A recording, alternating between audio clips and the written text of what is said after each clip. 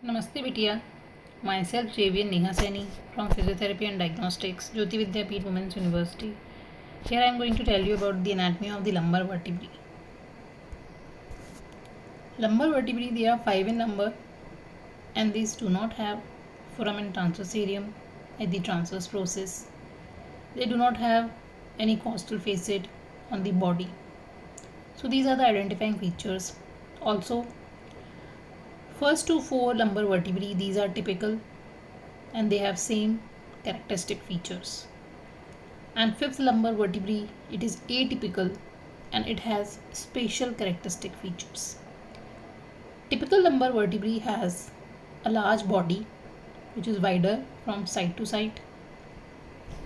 So here we can see this is the large body which is larger from side to side. It has vertebral foramen which is triangular in shape, larger than thoracic vertebrae, smaller than the cervical vertebrae. So the features of the typical lumbar vertebrae, these are, they have massive bodies. So here we can see the massive body. Massive means large body. So this is the large body.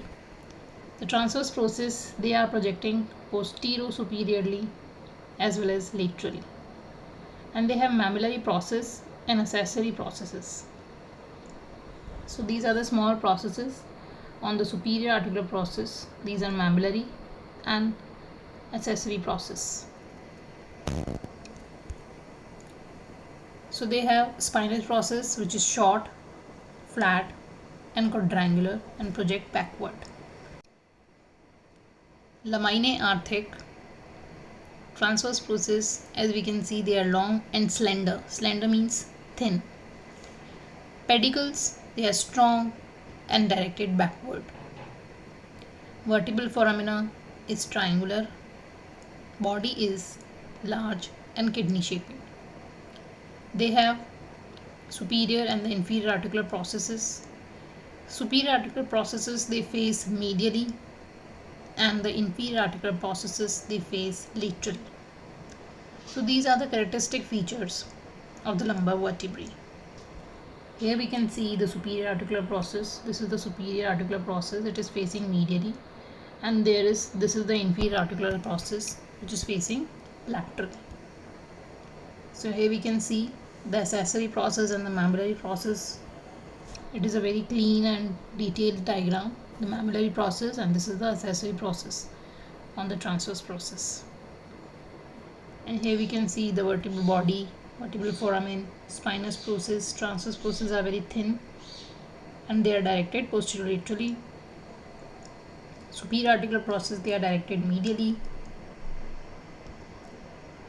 Now the atypical lumbar vertebrae, that is the fifth lumbar vertebrae. Now we talk about this. It has a body which is largest among all the lumbar vertebrae. So the body is very massive. This is the largest part. Transverse process, it is thick, short and pyramidal. Transverse process of typical lumbar vertebrae is very thin and they are long. But in case of fifth lumbar vertebrae, it is short and pyramidal and very thick. Transverse process is attached to the body and the pedicle. The distance between the superior articular process is same as that of inferior ones. The spine is short. Here we can see the spine. It is short with rounded tip. So here we can see the attachments of the lumbar vertebrae. They give the attachment of multifidus, spinalis, capitis, longissimus capitis and iliocostalis muscles. So the spinalis muscles which are attached on the lumbar vertebrae are the spinalis thoracis, which is attached on the upper lumbar vertebrae.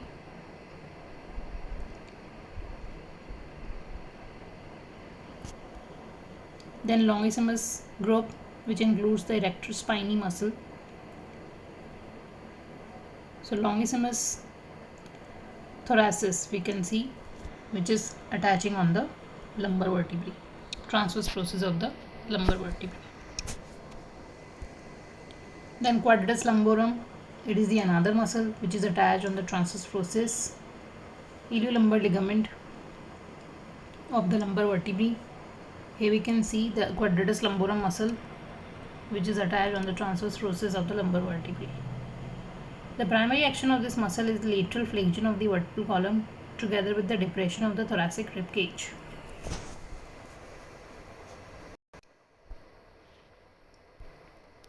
So here we can again see the quadratus lumborum inserting on the transverse process of the lumbar vertebrae and the 12th rib.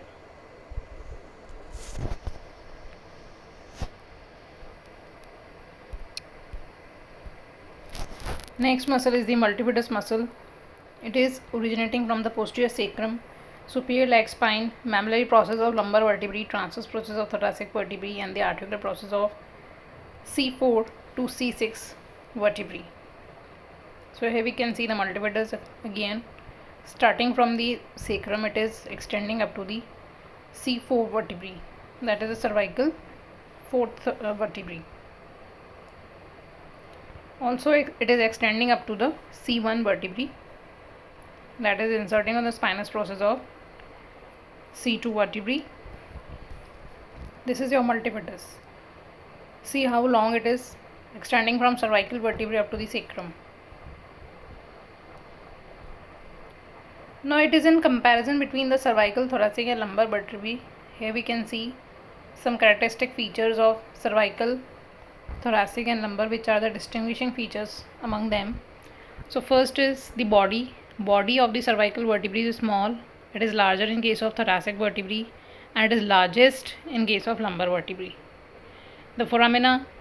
In the cervical vertebrae we have one vertebral and two transverse foramina, while in case of thoracic we have only one vertebral foramina, and same is the case of lumbar vertebrae. Then the spinous process of the cervical vertebrae is bifid and it is slender, while in case of thoracic vertebrae it is long and thick, and the lumbar vertebrae is short and blunt. The transverse process of the cervical vertebrae is very small. It is larger in case of thoracic vertebrae. It is very large and blunt in case of lumbar vertebrae. Then the articular facets for the ribs, it is only found in the thoracic vertebrae. The direction of articular facets is also differ among all these vertebrae. For example, the direction of the superior articular facet is posterior superiorly in case of cervical, and posterior laterally in case of thoracic, and medially in case of lumbar vertebrae. So it is a very important identifying feature also.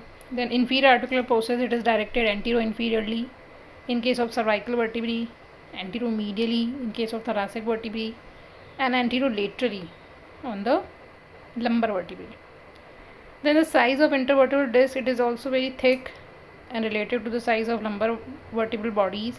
In case of cervical region, it is thin in case of thoracic region, and is very massive in case of lumbar. So these are the lumbar injuries, which can include the protrusion of the nucleus pulposus, that is the collapse of the intervertebral disc, and irritation of the spinal nerves. So it may be the cause of sciatica. Then this is again the fracture of the vertebral bodies and spinous process, which can damage the spinal cord, because spinal cord is extending up to the lower border of L1 vertebrae. So these includes the applied aspects. Now the important questions from this point, from this topic is write short note on fifth lumbar vertebrae. So in this you have to mention about the important identifying features of the fifth lumbar vertebrae. Also draw its diagram. Second question is identification points of the typical lumbar vertebrae. So in this you have to mention about all the identifying features of the lumbar vertebrae, typical lumbar vertebrae, and also draw one diagram of a typical lumbar vertebrae. Now in this exercise you have to draw this diagram, the anterior, superior, posterior, lateral views of the typical lumbar vertebrae, and label all the structures over here.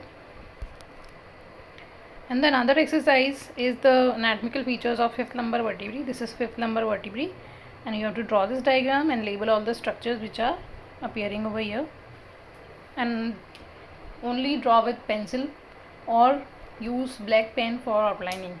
You can use shading also. So this completes your topic, the lumbar vertebrae. Thank you.